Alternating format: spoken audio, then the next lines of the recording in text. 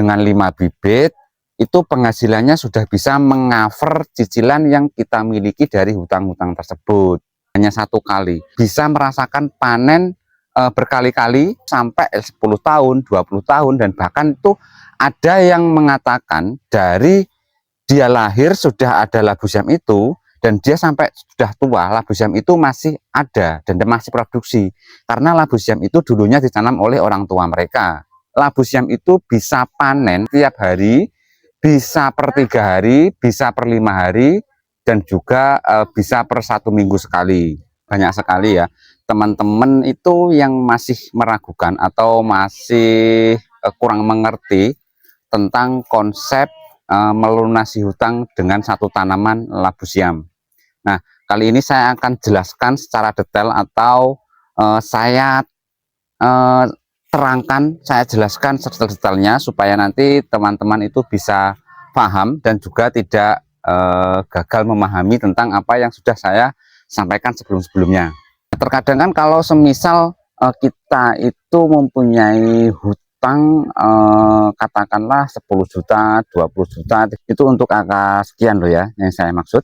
Nah, untuk penghasilan labu siam yang tidak mahal harganya, per kilo cuma 5.000, 3.000, 4.000 sampai 7.000. Kadang kan kalau dipikir logika tidak masuk akal untuk bisa melunasi hutang tersebut ya dengan nominal angka yang sudah saya sebutkan tadi. Nah, di sini saya menggunakan konsep yang sudah saya terangkan dari sebelumnya, itu dengan konsep yang menurut saya sangat sederhana, tapi hasilnya memang sangat luar biasa. Nah, konsep yang saya lakukan atau yang saya terapkan itu seperti ini. Labu siam itu hanya memerlukan penanaman hanya 1 kali.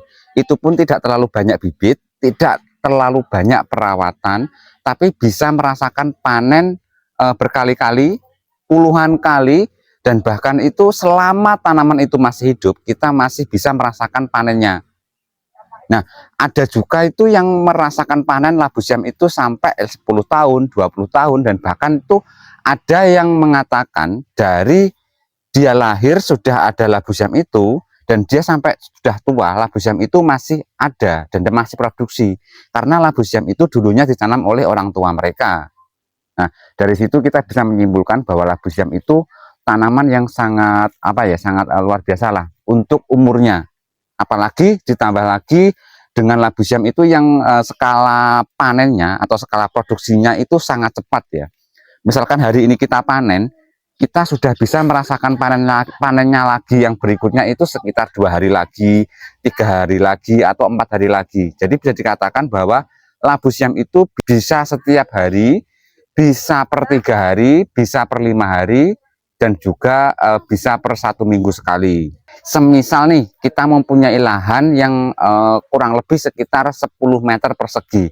10 meter persegi itu idealnya kita menggunakan bibit sekitar 5 tanaman juga bisa. Tanaman dari 5 bibit ya.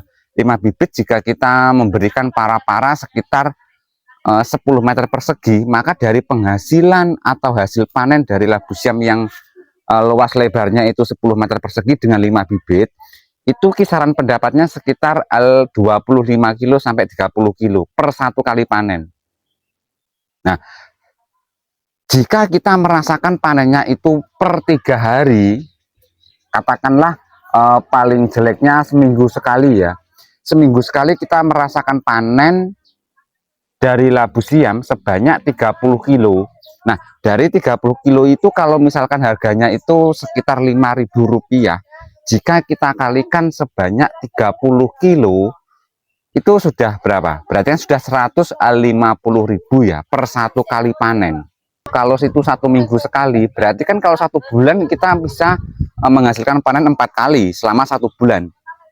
Nah, 150.000 kalau dikalikan 4, itu kan sudah 600.000. Itu selama 1 bulan. Nah, sedangkan cicilan dari hutang yang kita miliki per bulan itu biasanya mencapai berapa sih? Kan gitu. Kalau hutangnya besar, berarti kita juga harus menanamnya lebih banyak atau lebih luas. Misalkan kita mempunyai para-para yang sekitar 50 meter atau 100 meter, itu diimbangkan dengan hutang kita.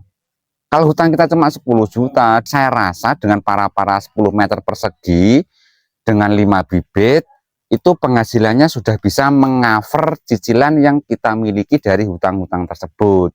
Selama tanaman labu siam itu bisa produksi, sudah menghasilkan panen, kita bisa mengcover dari cicilan angsuran bank, maka yang kita butuhkan adalah biaya sehari-hari untuk konsumsi keluarga, untuk biaya-biaya bla bla bla ya, untuk sehari-hari.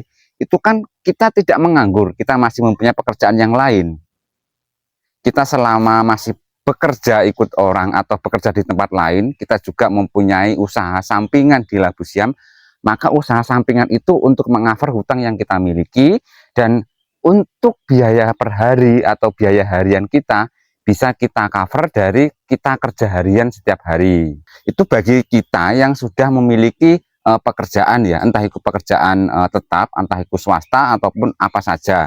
Nah, beda lagi kalau kita tidak memiliki pekerjaan. Kalau kita memiliki labu siam yang cuma 10 meter persegi, menurut saya itu kurang ideal. Karena apa? Nantinya yang kita andalkan hanya cuma satu sumber. Hanya 10 meter persegi itu saja, kecuali kalau kita menanamnya itu lebih dari 10 meter persegi. Jadi misalkan nih, kita punya lahan yang hanya bisa menampung 10 meter persegi dari para-paranya. Nah, sedangkan para-para labu siam yang 10 meter persegi, penghasilan panennya kisaran 30 kilo atau 25 kilo. Berarti kita paling tidak itu harus mempunyai beberapa lokasi. Misalkan kita punya 3 lokasi nih ya. 3 lokasi yang bisa kita tanami labu siam dengan para-para yang sama. 10 meter persegi semua ya dari 3 lokasi itu. 10 meter, 10 meter, dan 10 meter. Dengan siklus panennya yang terkerap, yang saya katakan paling jeleknya itu seminggu sekali untuk panennya.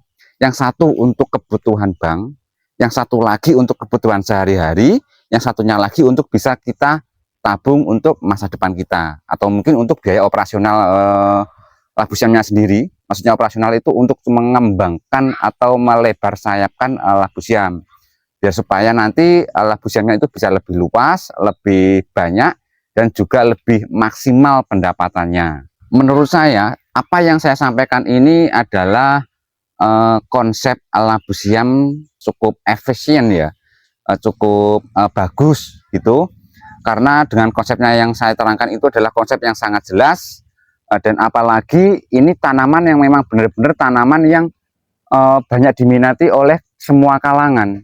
Masa sih dari harga 2.000 per kilo, 3.000 per kilo bisa mengcover hutang-hutang kita? Rasanya kayak nggak masuk akal, tapi memang seperti itu. Kita jangan memandang, jangan berpikir bahwa labu siam itu harganya murah, cuma 2.000, 3.000, dan sampai 5.000 sampai 7.000 ya. Tapi kita harus berpikir, kita harus melihat bahwa labu siam itu hasil panennya itu tidak sedikit. Sedangkan labu siam itu kan untuk 1 kilonya kan tidak perlu banyak ya. Paling 3 biji, maksimal 4 biji lah untuk mendapatkan bobot 1 kilo. Dengan 1 kilo itu dengan harga 5.000, katakanlah paling murah 2.000 saja. 2.000 per kilo itu 4 biji atau 3 biji. Nah, sekali panen dalam luas lebar 10 meter persegi, yang kita dapatkan sudah berapa kintal, kan gitu. Seperti yang saya sudah sampaikan di video sebelumnya, bahwa menurut saya itu tidak ada angka yang besar kalau tidak dimulai dari angka yang kecil. 400.000 untuk biaya operasional, itu untuk operasional 1 tahun, dan itu biaya perawatan 1 tahun, itu untuk luas lebarnya sekitar 1 hektar.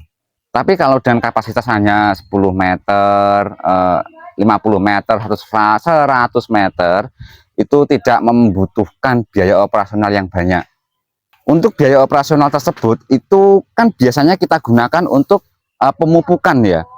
Pemupukan, dan juga nanti misalkan ada obat bantuan, semisal ada kendala dari hama-hama yang sulit untuk dihadapi, sulit sekali untuk diatasi, itu bisa menggunakan obat-obat beli dari toko pertanian, itu bisa juga. Tapi kalau yang saya sudah terapkan, saya tidak pernah menggunakan obat-obatan. Tapi kalau pupuk memang saya menggunakannya.